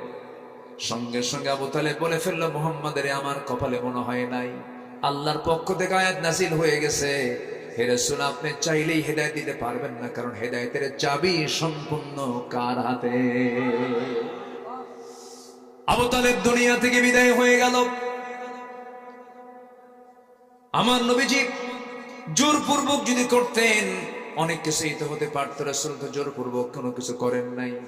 আমার নবীজি মদিনায় যে রাষ্ট্র গঠন করেছিলেন সে রাষ্ট্রে অন্য ধর্মের মানুষও ছিল, অধিকার নিয়ে তারা ছিল, কোনো বাধা দেন নাই, রাসূল তা শিখিয়ে দিয়েছেন। নাম্বার 5 চলে গেল, বহু ধর্মের মাঝে সাম্প্রদায়িক সম্পর্ক আমার রাসূল প্রতিষ্ঠা করেছেন।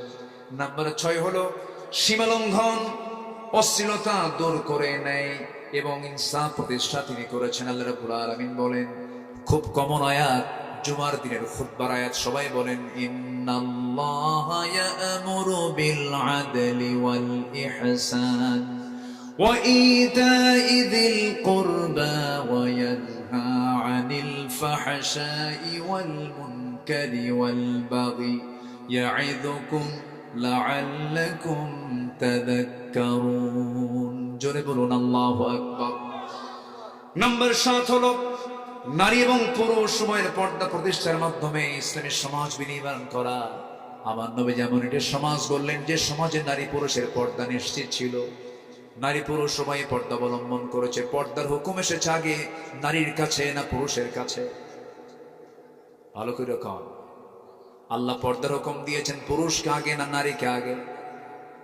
হ্যাঁ, কিচ্ছু কয় না হুজুর, কব না, বলেন বলেন না, নারী কেন আগে পর্দা করতে বলেছেন আল্লাহ তাআলা? কাকে? পুরুষকে। আয়াত শুনুন তাহলে বুঝবেন।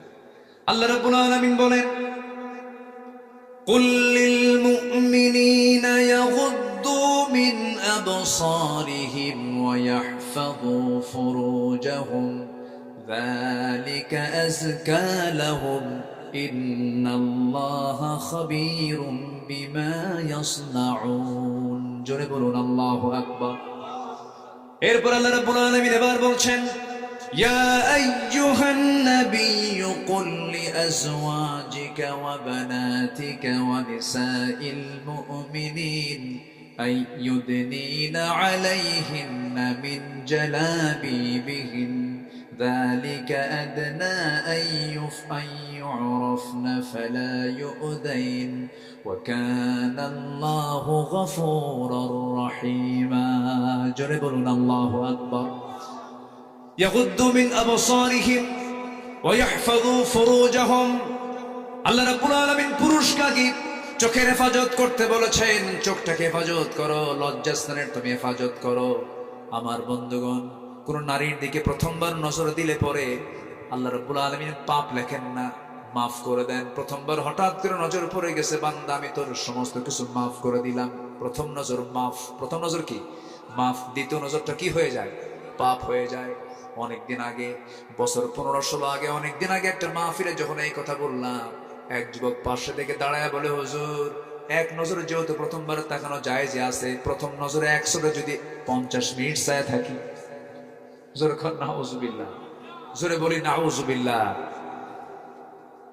আমার বন্ধুগণ, যার নজরটা ঠিক থাকবে, যার জিহ্বা ঠিক থাকবে, যার অঙ্গ প্রত্যঙ্গ গুলো ইসলামকে সামনে রেখে যে চালাতে পারবে, চোখটা, কানটা, মুখটা, জিহ্বাটা, লজ্জাস্থানটা যদি কেউ হেফাজত করতে পারে, রাসূল বলেছেন জিহ্বা এবং লজ্জাস্থানের তুমি হেফাজত যদি করতে পারো, আদমানু লাহুল জান্নাহ, আমি রাসূল তার জন্য বেহেশতের জামিন হয়ে যাব। জোরে বলি সুবহানাল্লাহ।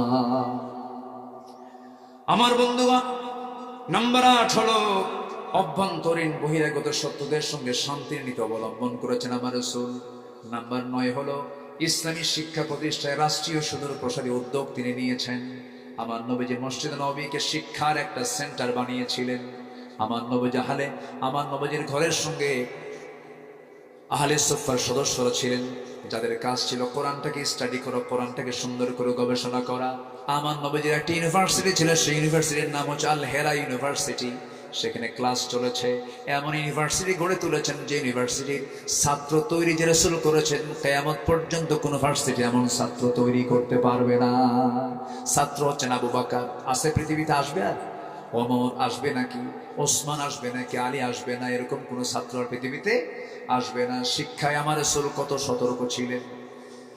আমার বন্ধুগণ, দেশের বিপ্লব ঘটাতে হলে, দেশের পরিবর্তন ঘটাতে হলে, জাতির পরিবর্তন ঘটাতে হলে আমার নবীজি প্রথম শিক্ষার বিপ্লব ঘটিয়েছেন। তেমনি আমার দেশে আগে শিক্ষার বিপ্লব ঘটাতে হবে মুসলমান। জাহাঙ্গীরনগর ইউনিভার্সিটির ছাত্র কুখ্যাত আরেক মানি, মনে আছে কিনা আপনাদের? ধর্ষণের সেঞ্চুরি করে মিষ্টি বিতরণ করেছিল ক্যাম্পাসে। বিচার কিন্তু হয়নি। এই সমস্ত কুলাঙ্গারদের এখন তালিকা করার সময় হয়েছে। এদেরকে প্রকাশ্যে ধরে ঝুলে রেখে এদের রক্ত মাংস হাড় হাড্ডি কুত্তা বিলাই দিয়ে খাওয়ার দরকার। ঠিক কিনা? রাজি আছেন কারা কারা? হাত উঁচু করে দেখা।